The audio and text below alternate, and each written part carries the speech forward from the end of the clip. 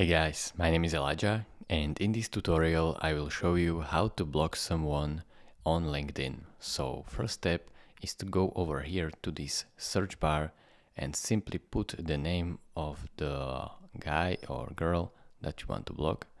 Then find it. Once you have the profile, in my case it is this one, you have to click on this more button.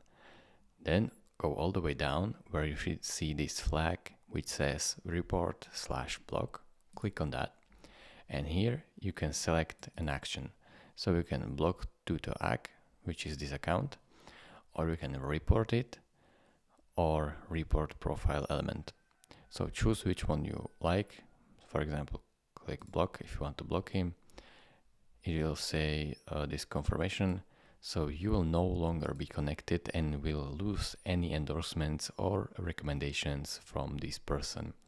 So just click block and it's done. Thank you for watching. If this video was helpful to you, consider subscribing and liking this video, and I will see you in the next tutorial. Bye bye.